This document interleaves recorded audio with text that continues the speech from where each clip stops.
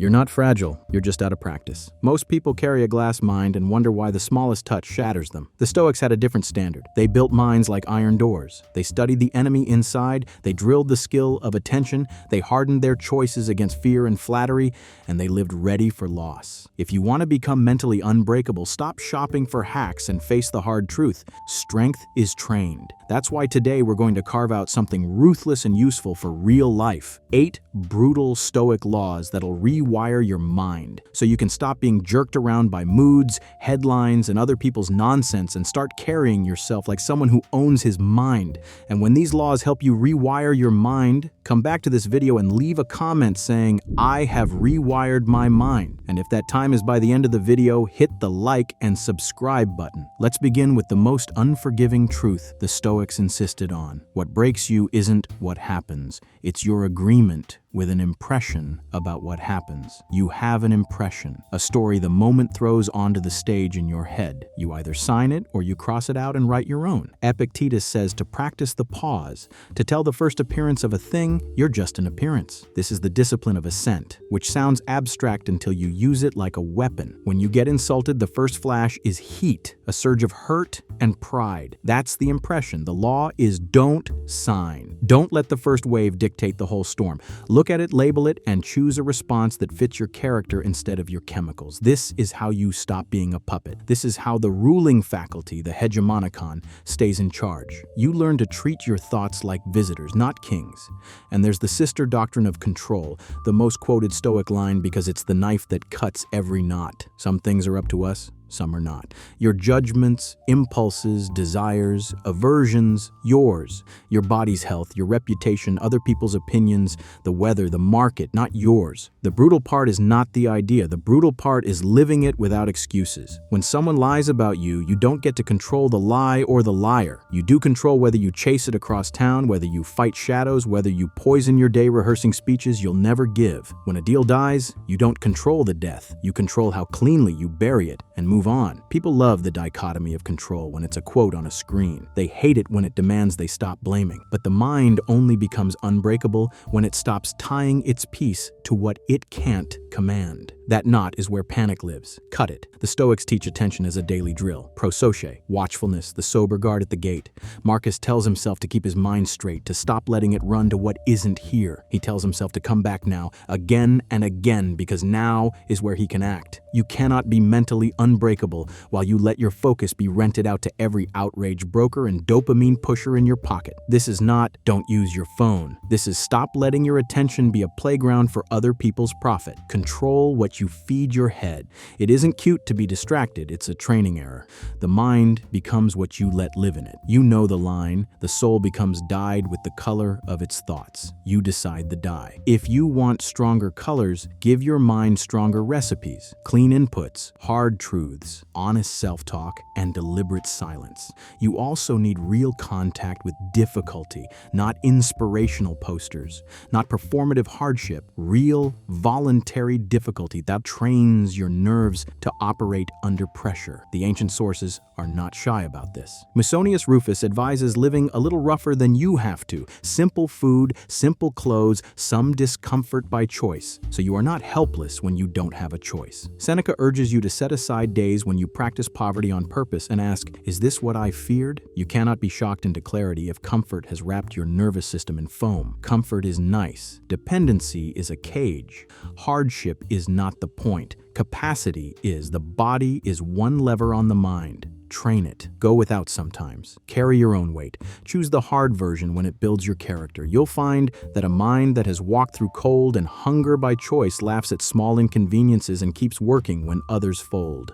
There is another nerve the Stoics press, and it's the one people tiptoe around because it feels dark until you realize it's the brightest light you have. Remember your death. Memento mori is not a morbid slogan. Marcus treats it like a corrective lens. You could leave life right now. Let that determine what you do and say and think. This law strips drama from nonsense and gives urgency to what matters. You stop performing for strangers. You stop hoarding time for a future that keeps moving. You stop being shocked that life has edges. Death is the boundary that makes focus possible. It makes forgiveness easier. It makes courage simpler. It forces a question into every choice. If today was the whole story, would I be proud of how I'm spending it? Most people live as if the contract has a long tail. It doesn't. Shortness is power. Stop waiting for the perfect window. Use the window you have. When you keep death in view, pettiness loses its grip and excuses die of embarrassment. Here's a core Stoic move that offends modern sensibilities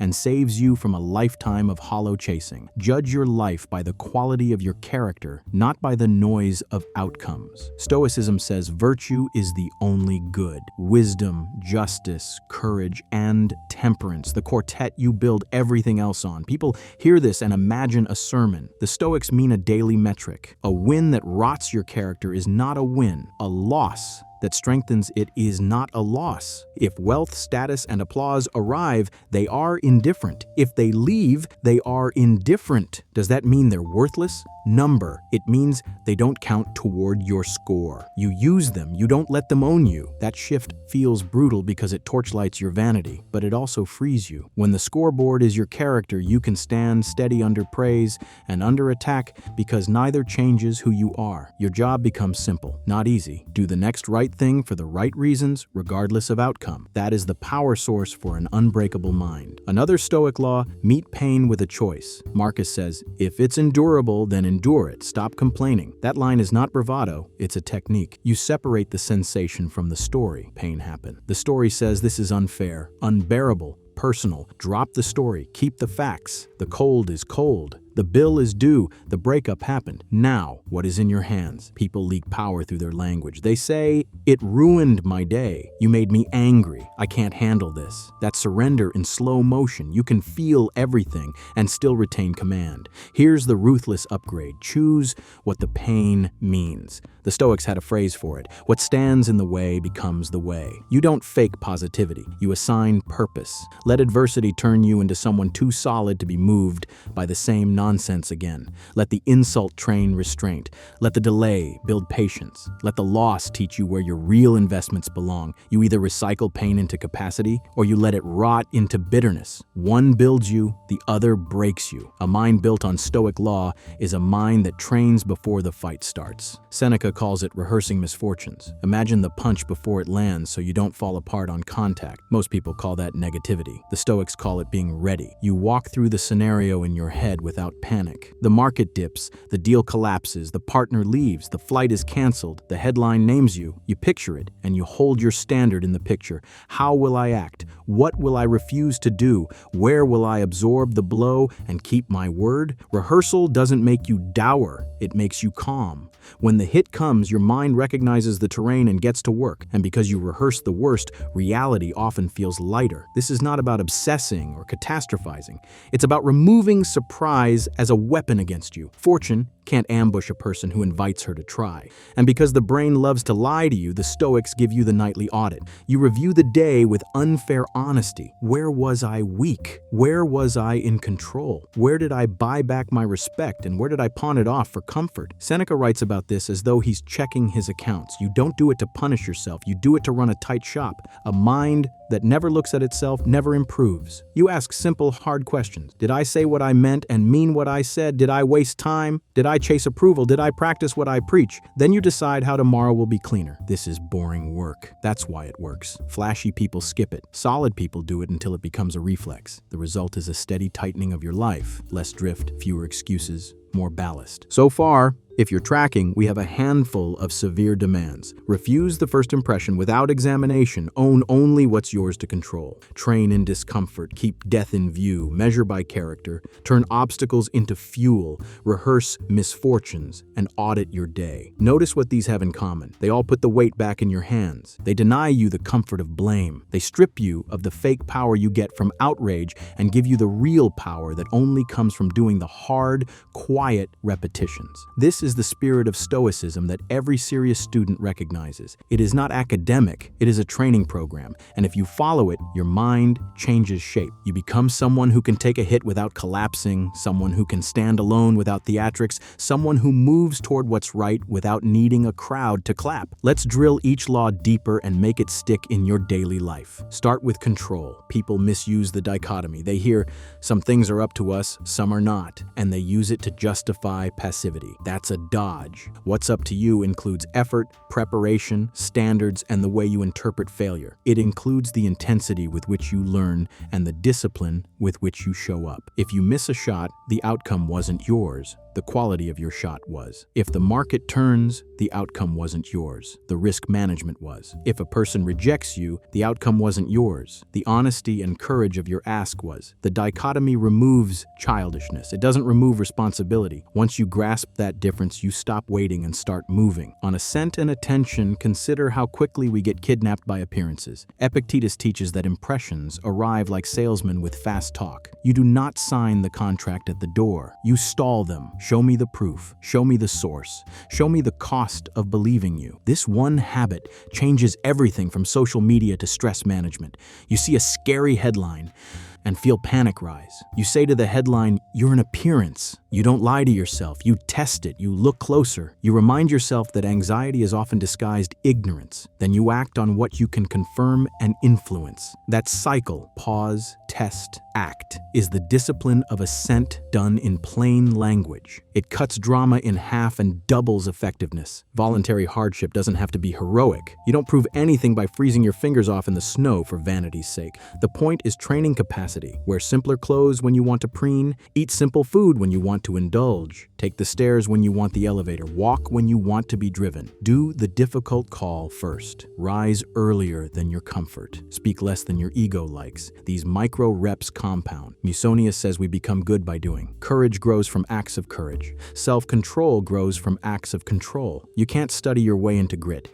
You must practice it like a fireman practices with smoke so that the real smoke does not blind you. Death as a guide will offend those hoping to outsource urgency to an app. Let them be offended. For you, treat mortality as a schedule optimizer and a sanity filter. That argument you're rehearsing, does it deserve your last afternoon? That cheap hit of attention, would you spend your final hour on it? That project you keep delaying, what if there is no later? People say this is depressing. What's depressing is a life eaten by trivia. The Stoics do not dwell on death to grimace. They dwell on it to focus and to love better. When you remember you could lose someone today, you hug differently, you listen fully, you forgive faster. When you remember your own end, you strip away the performative and show up as yourself. That's strength. Virtue as the only good means 100 unglamorous choices stacked every day. Wisdom means you don't lie to yourself. Justice means you keep the weight even when you could steal a little advantage. Courage means you do what's right when it costs. Temperance means you draw a line and keep it. None of that trends. All of it compounds. Seneca's letters drip with this insistence. Stop arguing what a good person should be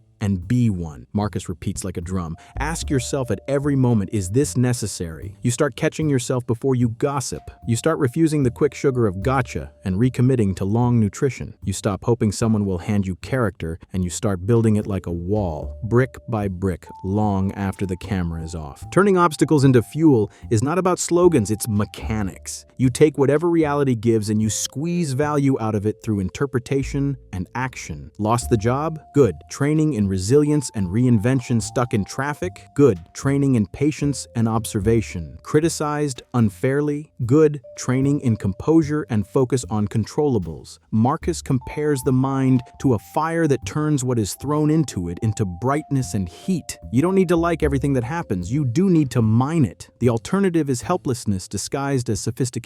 People who refuse to convert obstacles into training declare themselves victims of reality. The Stoic refuses that status. He chooses to be a student of reality instead. said, rehearsing misfortunes has a technique too. Seneca did not suggest you spiral. He suggested you build a mental gym. Picture the worst briefly and clearly, then return to the present and build capacity. Imagine losing the deal, then focus on pipeline and savings. Imagine the power outage, then check your batteries and water. Imagine the insult, then practice a calm response. Imagine a public mistake, then write your apology standards now so your pride doesn't sabotage you later. When reality arrives, you will not be surprised by the contours. You will walk the path you already drew. Fortune loves the untrained because they are easy to knock down. Make yourself hard to surprise. The nightly audit turns days into units of improvement. Keep it simple. On the pillow or on a page, ask how you did. Be a tough accountant, not a poet. Did I keep my word? Did I drift? Did I waste time? Did I act like the person I say I am? Seneca says to call yourself to account, to scold yourself kindly, to promise to do better, then sleep clean. The point isn't shame, the point is pacing. You compress the feedback loop so your life doesn't veer off course by a few degrees each week until you're miles away from yourself. You wake with a plan, not a fog. You start stringing together sturdy days. Sturdy days become a sturdy life. There are deeper layers here if you want to make this your default operating system. The Stoics talked about oikiosis, the process by which we come to belong to ourselves and then widen the circle to include others. You start with self-mastery because you are the instrument through which you touch the world, but you do not end with yourself. Justice grows from this. You owe reality an honest presence. You owe other people fairness. You owe the city your contribution. A mind that is unbreakable is not a mind that is closed. It is a mind that is steady enough to serve. When you stand firm inside, you can move toward others without fear of losing yourself. The discipline of action, doing the good that is in front of you, keeps this philosophy from becoming a narcissistic hobby. Epictetus can feel severe, but listen longer and you hear freedom. He reminds you that no one can make you do anything shameful. They can only offer the bargain. He says, if you want to improve, be willing to be thought foolish. He says, stop explaining your philosophy and embody it. These are not cute quotes. They're prison breaks. Your fear of looking stupid is not harmless. It keeps you chained to people and paths that don't deserve you. Your need to preach makes you neglect the private work that would make preaching unnecessary. Your willingness to be bribed by comfort means you sell your integrity for cheap. The cure is found in small acts. Say no when you mean no. Say yes only when you're ready to pay the price.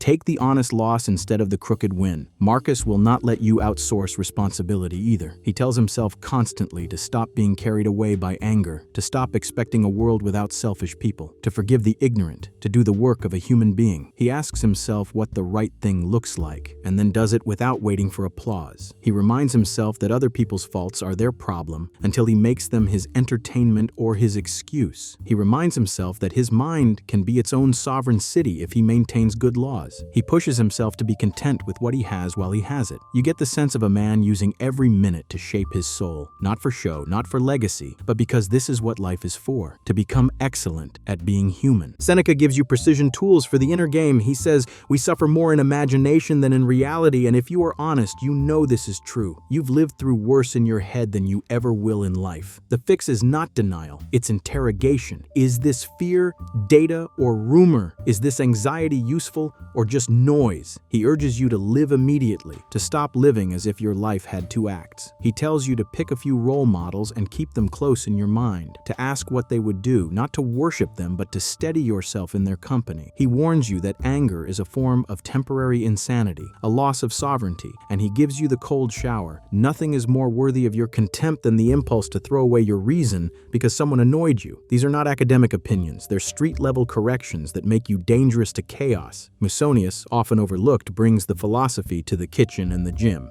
He says practice is the thing, not talk. He says luxury makes slaves of the strong. That simple living frees you to pay attention to what matters. He refuses to separate philosophy from food, from sex, from work, from parenting. If you call yourself a student of Stoicism but eat like a spoiled child, sleep like you have no duties, and speak like honesty is optional, you aren't studying, you're daydreaming. The strongest minds are built where the theory meets the schedule. Wake times, work blocks, time with family, room for study, room for sweat, room for stillness. Boring? Only if you think chaos is exciting. The Stoic finds excitement in competency. Now here's a point people miss when they chase mental toughness. It isn't about never feeling. The Stoics did not teach numbness. They taught ordered feeling. intelligent feeling that serves action instead of smothering it. They spoke of healthy emotions, eupathei, that follow from clear judgments, joy in what's good, caution toward vice, wishing for the truly valuable. When your mind is trained to judge rightly, your emotions stop being enemies and become allies. You still feel grief, you do not drown. You still feel fear, you do not run from what is necessary. You still feel anger, you do not hand it the steering wheel. This is maturity, not coldness, but command. There's also the social law, the one Marcus repeats whenever he is tempted to sulk. You were made for cooperation. People acting badly do not excuse you from acting well. If someone is ignorant, teach them or leave them alone. Don't be ignorant in return. If someone is unjust, be just anyway. Their vice is their punishment. Your circle of control includes your example, and example is a force multiplier. When you hold yourself to a standard and keep it without noise, other people feel it. You don't have to preach. You simply refuse to join the stupidity, and suddenly the room has a center. This is how you lead without title and create peace without permission. Another nasty habit to break if you want to be unbreakable: the addiction to talking about your goals instead of building them. Don't announce your transformations. Live them so obviously that announcement becomes redundant. Every time you talk instead of act, you trade a little of the future for a hit of present attention. It only teaches him to act for claps, which is a weak way to live. Let's make this even more practical. Your phone bleeds your attention, and attention is the currency of your character. Put the same settings on your attention that you put on your finances. Budget it, defend it, cut subscriptions to nonsense. Set actual hours where you don't check. Keep the tools that serve you. Kill the ones that farm you. If you want to keep a connection with philosophy, read a page of a primary text each day, not quotes torn from context. A page of Marcus, a paragraph of Epictetus, a letter of Seneca. Let their tone reset yours. You'll notice the calm, the forward posture, the lack of drama. You will start to borrow that voice when the modern world starts selling you panic or vanity. Remember the famous invocation that Cleanthes and later Epictetus loved. Led me Zeus, and you too, fate. Wherever you have assigned me, for I will follow freely. Translate it into today's language and you get this: I will not drag my feet through reality. I choose my response. I will make a friend of necessity. This is not obedience to cruelty. It is partnership with life. When you align your will with what is, you stop wasting energy wishing for a physics that doesn't exist. You don't love everything that happens, but you love what you can do with it. That's amor fati, the love of fate, and it makes you impossible to discourage. A word about identity. The strongest thing you can tell yourself is not "I am strong" or "I am unbreakable." It's "I am the kind of person who does what is right regardless of mood." Identity built on action is stable. Identity built on feeling is fragile. The Stoics didn't sit around chanting. They built reputations with themselves. They did the right thing so often that anything else felt wrong. They trained their preferences to line up with virtue, so the right choice became the easy choice. You can build that too. Start ridiculously small and be ridiculously consistent. When you miss, don't perform a self-hate ritual. Resume. The only thing you can't recover is the time you spend rehearsing your failure. You will be tempted, and this is the modern disease, to turn Stoicism into another subject you consume instead of a craft you practice. Don't. There is a reason the ancient teachers taught with short lines and relentless repetition. They weren't trying to impress you. They were trying to replace your reflexes. You learn the dichotomy of control the way a boxer learns to keep his hands up by getting punched when he forgets. You learn to pause the impression the way a driver learns the brake, by almost hitting the curb and feeling grateful for the stop. You learn gratitude the way a parent learns patience, by messing up, apologizing, and trying again. This isn't glamorous, it's reality. That's why it works. Before we close, listen to Marcus one more time. You have power over your mind, not outside events. Realize this, and you will find strength. That is the core. It is not spiritual wallpaper. It is a command. Own your judgments. Own your choices. Own your standards. Relinquish your obsession with what people think, with what fate deals, with the last 5 things you cannot change. This isn't nihilism, this is priority. When you act on it, you experience a strange side effect: calm. People will ask how you stay calm. You will know the answer, and you won't need to preach it. You will simply keep doing the work. Nothing in this program is fancy. Everything in it is hard. That's why most people settle for quotes and aesthetics and hope for a miracle. You do not need a miracle. You need repetition. You need honesty. You need standards you can say out loud and live when no one is watching. You need to stop thinking your feelings are commands and start treating them as weather reports. You need to stop picking fights with reality and start partnering with it.